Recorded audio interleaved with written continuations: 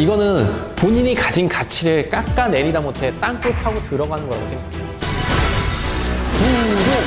유승범 주연의 영화 부당거래에 보면 이런 명대사가 나오죠. 호의가 계속되면 권리인 줄 안다. 호의가 계속되면은 그게 권리인 줄 알아요.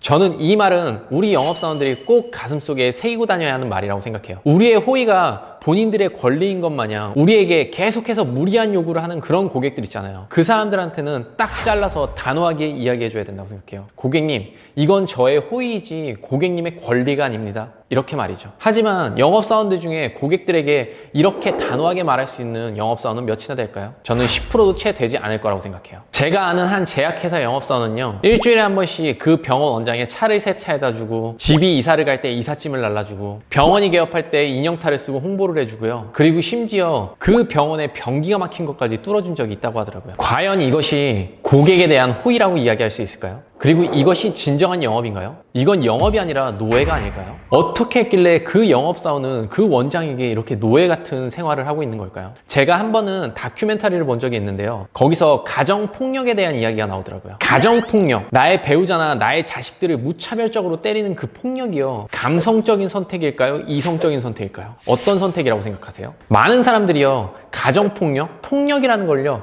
감정적인 선택이었다고 생각을 하더라고요. 그런데 그 강의를 한 박사는요. 가정폭력이라는 건 굉장히 이성적이고 합리적인 판단이라고 이야기하더라고요. 왜냐? 처음부터 가정폭력에 시달리는 사람은 없다는 거죠. 처음에 작은 폭력이 시작했을 때 한두 번, 그 한두 번에 정확히 선을 긋지 못하고 어물쩡하게 넘어가기 시작하면서 이 사람한테는 이런 식으로 내가 폭력을 행사해도 되는구나. 뭐 열받으면 한번 때리고 다음번에 사과해버리지 뭐. 이런 폭력 주체자의 합리적이고 이성적인 판단이요. 계속해서 가정폭력을 더 심하게 불러일으킨다고 하더라고요. 그 처음에 한두 번을 시작으로 말이죠. 처음 작은 폭행이 시작됐을 때 너는 나를 때렸기 때문에 끝이야. 두 번 다시 용서라는 건 없어. 이렇게 정확히 선을 그어줬다면 더 이상 폭력은 행해지지 않았을 거예요. 그런데 한두 번, 세 번, 네 번 이것이 작은 폭력들이 계속 반복되는데 이것이 또 넘어가고 이런 식으로 하다 보니까 이제는 이 선이 너무 뒤로 밀리게 된 거죠. 한 번 무너진 선은요 계속해서 뒤로 밀릴 수밖에 없습니다. 제일 중요한 것은 처음부터 이 선을 정확히 지키는 것이죠. 우리 영업사원들은요 고객들의 무리한 요구, 어떤 푸대접 이런 것들에 있어서 정확히 선을 지키지 못하고 또 하나의 가족, 양보,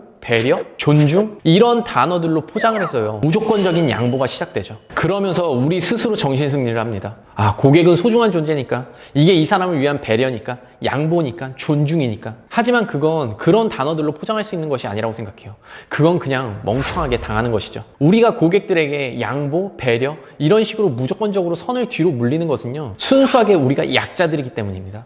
고객들은 우리를 약자라고 생각하고 무리한 요구를 하는 것이죠. 제가 협상의 과정 네 번째로 얘기했던 거, 위치와 대안이죠. 그리고 네 번째 키워드는요, 위치와 대안입니다. 쉽게 설명하면 값과 을의 차이라고 할 수 있죠. 만약 우리가 고객보다 강자라면 과연 우리에게 무리한 요구나 부탁을 할 수 있을까요? 우리나라가 미국에게 무리한 요구를 하던가요? 언제나 무리한 요구를 하는 건 미국의 입장이죠. 약자인 우리 입장에서는 그들에게 무리하고 불합리적인 요구, 조건, 부탁을 할 수 없는 거죠. 약자이기 때문이에요. 위치가 낮기 때문에 그런 요구를 할 수 없는 거죠. 고객이 우리에게 무리한 요구와 부탁을 하는 건 당신을 자신보다 낮은 위치에 있는 사람이라고 보기 때문입니다. 절대로 선을 뒤로 물러주지 마세요. 한 번이라도 이 선을 넘어온다면 단호하게 얘기하세요. 고객님, 그건 아니라고 말이죠. 저는 그런 사람과 계약하지 않습니다. 단호하게 이야기해 주시고 자신의 선을 지켜야 합니다. 한 번 뒤로 무르기 시작한 선은요 어디까지 무너질지 본인 스스로도 모르는 일이니까요. 우리가 고객을 도와줄 수 있는, 고객보다 높은 위치에 서는 것이 영업으로 성공하는 가장 빠른 길이라고 생각해요. 그러기 위해서는 본인의 가치를 스스로 높게 만들어야죠. 그 누구도 당신의 가치를 당신을 대신해서 높게 만들어주진 않습니다. 제가 또 이런 이야기를 하면 가치를 어떻게 높이란 말이죠? 정확히 말해주세요. 말이 쉽지 그게 쉬운가요? 이렇게 말하는 사람들이 또 생길 수 있어요. 지금 그렇게 생각하고 있다면 저는 영업 아니라 다른 일을 찾으라고 꼭 권하고 싶습니다. 본인 가치를 올리라는데 그것조차도 본인 스스로 만들어내지 못하고 남에게 의존한다? 그것도 얼굴 한번 본 적 없는 나에게? 그런 사람은요 정말 다른 일 찾아야 돼요. 왜냐면 영업이라는 것은 개인 1인 기업으로 할 수 있는 최대의 비즈니스입니다. 스스로 모든 시스템을 만들어내고 혼자서 마케팅, 개척, 상담, AS까지 모든 걸 해야 하는 그런 어려운 직종입니다. 본인의 가치를 올리는 것조차 스스로 생각할 수 없다면 저는 그런 사람은요, 제발 영업 때려치고 다른 일 찾으라고 얘기해주고 싶어요. 그것은 본인에게도 시간 낭비일 거고요, 같은 업종에 있는 다른 사람들에게도 피해를 끼치는 일이라고 생각하니까요. 생각해보세요. 영업하는 사람이 스스로 어떻게 가치를 높이겠습니까? 본인이 하는 분야의 최고가 되면 될 거 아니에요. 본인이 자동차를 판다. 자동차를 파는 판매의 기술을 넘어서 고객을 케어할 수 있는 관리, 이미지 메이킹, 브랜딩, 그리고 자동차를 스스로 어느 정도는 봐줄 수 있는 그런 능력들. 고객이 현대차 하면 그 사람을 떠올리듯이 그 분야의 최고가 되는 거, 고객을 도와줄 수 있는 능력을 가지는 것이 스스로 가치를 올리는 거지 뭐겠어요. 그 이외에도 언론을 통한 홍보로 인지도를 높이고 개인적인 컨셉과 브랜드 네임을 만들고 얼마나 많은 방식들이 있습니까? 그런데 내 가치를 어떻게 올리나요? 말이 쉽지요. 이렇게 얘기하는 건요, 정말 멍청한 소리라고 생각하고요. 고객을 도와줄 수 있는 본인 분야의 최고가 되세요. 그리고 고객한테 당당히 이야기하세요. 당신이 날 만난 건 행운이다. 이것은 나에게 가능한 것이다. 나는 당신에게 축복이 되는 사람이라고 말이죠. 예전에 이런 케이스가 있었어요. 제가 경영 컨설팅을 할 때 저와 똑같은 능력과 기술을 가진 사람이었습니다. 그런데요, 똑같은 기술을 가지고 그 사람은 한 달에 500도 벌지 못하고요, 항상 고객들 앞에 가서 굽신굽신하죠.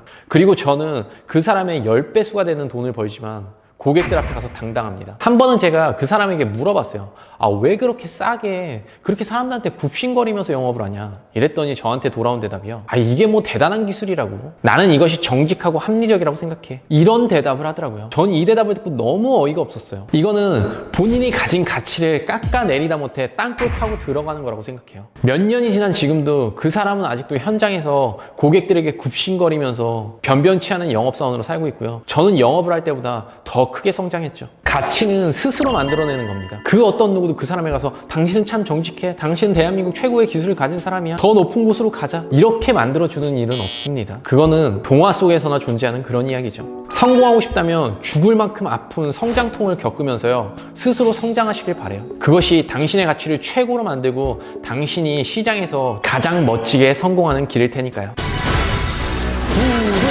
자, 그럼 오늘 영상 여기까지만 하고요, 다음 시간에는 더 좋은 내용, 더 유익한 컨텐츠로 다시 찾아뵙도록 하겠습니다. 안대장TV 많이 사랑해주세요. 안녕. 아직도 안대장TV를 구독하지 않고 계신 분들이라면 구독 버튼 잊지 마시고요. 저만의 연봉 10억 노하우가 궁금하시다면 관련 영상들 꼭 시청해 보시길 바랍니다.